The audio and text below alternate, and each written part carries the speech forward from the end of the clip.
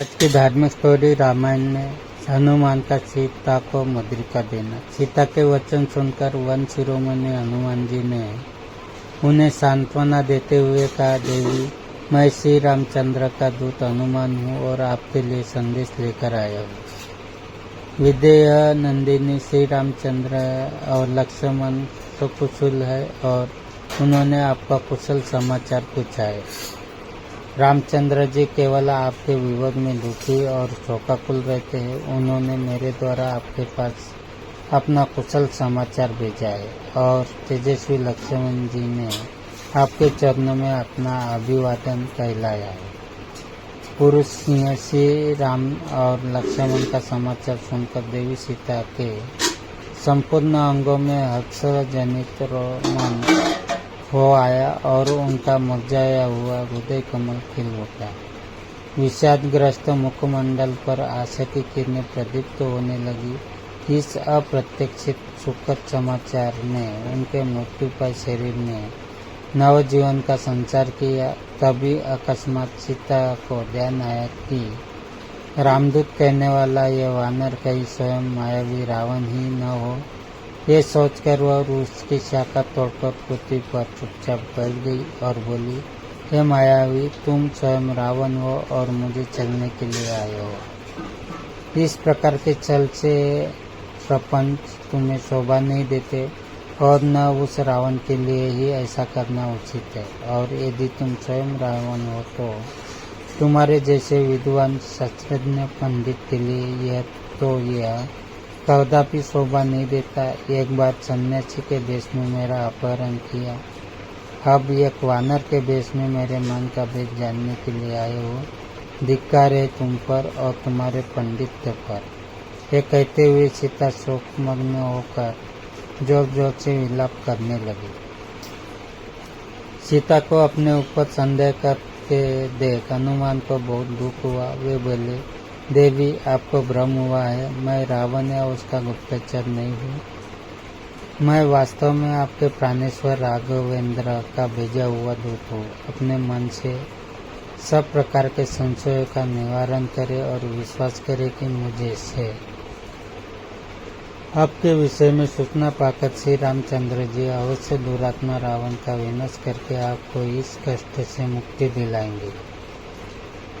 वह दिन दूर नहीं जब रावण को अपने कुकर्मों का दंड मिलेगा और लक्ष्मण के कृष्ण बाणों से लंकापुरी जलकर भस्मीभूत हो जाएगी। मैं वास्तव में श्री राम का दूत हूँ। वे वन वन में आपके वियोग में दुखी होकर आपको खोजते फिर रहे। मैं फिर कहता हूँ कि भरत के बाद श्री रामचंद्र जी आपके पास अपना कुशल समाचार भेजा है और शत्रुघ्न के सरोदार भ्राता लक्ष्मण ने आपको अभिवादन कहलाया है।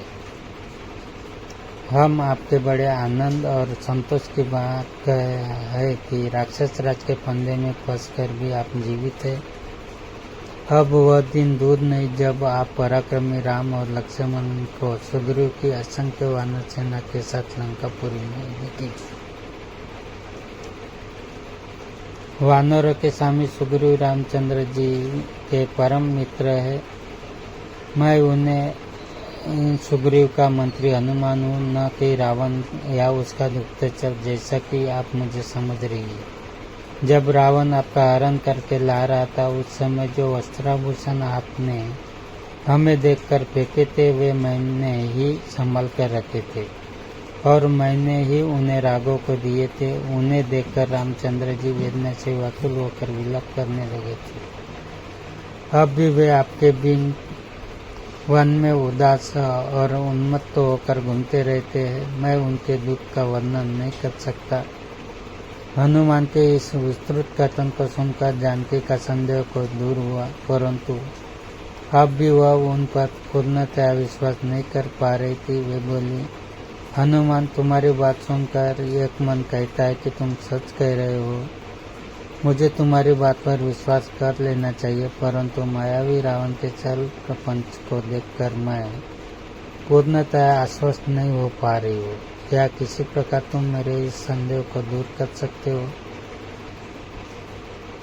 सीता जी के तर्कपूर्ण वचनों को सुनकर हनुमान जी ने कहा, हे महाभागी, इस मायावी कपटपूर्ण वातावरण में रहते हुए आपका उदय शंकालु हो गया है। इसके लिए मैं आपके दोष नहीं दे सकता, परंतु आपको यह विश्वास दिलाने के लिए कि मैं वास्तव में श्री रामचंद्र जी का दूत हूँ, आपको एक अकाट्य प्रणाम देता हूँ। रघुनाथ जी भी यह समझते थे कि संभव है कि आप मुझ पर विश्वास न करें। उन्होंने अपनी यह मुद्रिका दी है, इसे आप अवश्य पहचान लेगी। यह कहकर हनुमान जी ने रामचंद्र जी की वो मुद्रिका सीता को दी जिस पर राम का नाम अंकित था।